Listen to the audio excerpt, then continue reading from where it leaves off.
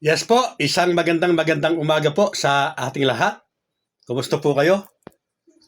Wala na po bang pag-asa na matuloy ang barangay at SK election sa darating na December 1, 2025? At tuloy na po ba o totoo na po ba na ang halalan ay magaganap sa November 2, 2026? Napakagandang usapan po yan. Pag-usapan natin. Muli ang aking taos-pusong pagpapasalamat po sa mga subscribers at sa mga baguhan po na napadaan lamang sa channel na ito. Kayo po ay aking malugod na inaanyayahan na mag-subscribe, pakiclick po ang notification bell para palagi po kayong updated.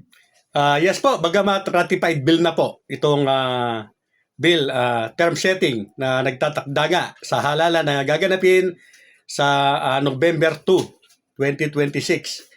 Mga kabarangay, yung pong gustong tumakbo o umaasa na matutuloy ang halalan sa December 1, wag po kayong malulungkot dahil napakalaki po ng tsansa pa.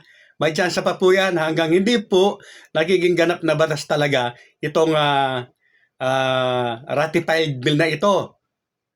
At kung hindi man ninyo nakikita o makikita na lalabas si Atty. Makalintal, ang sabi ko nga po sa inyo, napakarami po nating mga magigiting na kababayan na mga abogado. Pero sa tingin ko po ay hindi po yan hayaan ni Atty. Makalintal. Bagamat ako po seryoso, ay okay na sana ako dito po sa ratified bill na ito. Ang sabi ko nga po, win-win solution. Kaya lamang po, napakarami po ng mga bashers natin na tinatanong ako nasaan na daw ang 101% na sinasabi ko. So ito, sasabihin ko sa inyo, nandyan na. At ito po, recap lamang. Ano po? Noong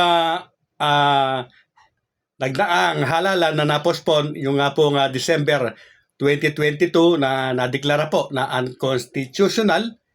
At nabalitaan na po siguro ninyo at marami ang nakapanood sa inyo na yan po ang kauna-hunahang pinirmahan ng ating mahal na Pangulong Bongbong Marcos. So ngayon po ay isinulong na naman ang kahalintulad na batas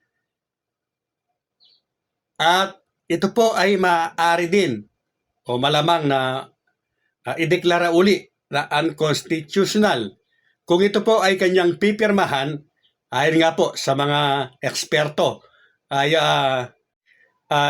ito daw po ay isang impeachable offense.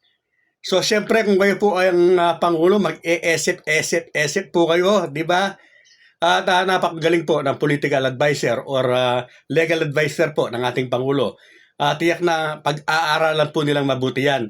Kaya napakalaki pa rin po o may chance pa rin po, may puwang na matutuloy pa rin po ang halalan sa darating na December 1, 2025. Ayon nga po sa isang sikat na content creator na kinikilala po ng lahat, pagdating sa barangay, ay mukhang hindi po pinag-aralang mabuti ang batas na ito. Minadali, ika nga po niya. Dahil ang halalan po ay magaganap sa November 2, 2026. So, nasa sementeryo ang lahat ng tao.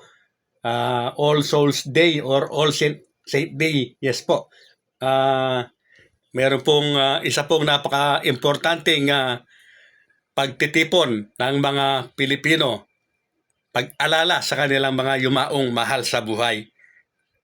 Marami pa po ang mga kaganapan na maaari pong mangyari habang hindi nga po yan pa nagiging ganap na batas. Pero ang inaabangan po ng marami ay ang pagpetisyon po ng kung sino man. At tiyak po, meron po na magpipetisyon. Sigurado po tayo dyan. Hoy Nursing.